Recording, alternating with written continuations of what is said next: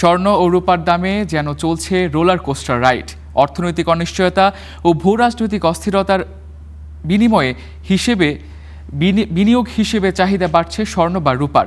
এশিয়ার বিভিন্ন অঞ্চলের মানুষ লাইন ধরে কিনছেন এসব মূল্যবান ধাতু।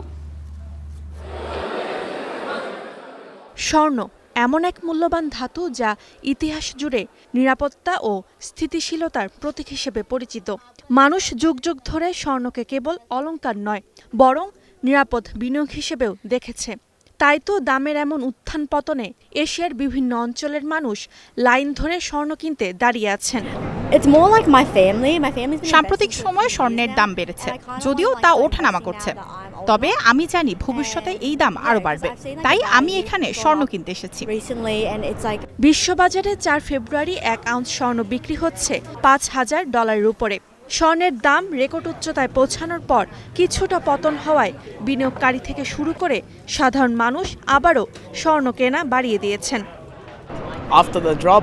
এখন স্বর্ণের দাম অনেকটাই কম, তাই আমি মনে করি আমার মতো সবার জন্যই এখন স্বর্ণ কেনার সেরা সময়। শুধু স্বর্ণ নয়, রূপার দামেও উত্থান পতন চলছে। স্বর্ণ ও রূপার দাম বাড়ার কারণ হিসেবে ট্রাম্পের অপ্রত্যাশিত নীতির ফলে অর্থনৈতিক ব্যবস্থার প্রতি আস্থা হারানোকে দায়ী করছে বিশ্লেষকরা। জেপি মর্গ্যানের বিশ্লেষকরা বলছেন 2026 সালের শেষ নাগাদ স্বর্ণের দাম আউন্স প্রতি $6,300 ছাড়িয়ে যেতে পারে, যা বর্তমান দামের তুলনায় প্রায় 30% বেশি। Roksana Rimi, star news.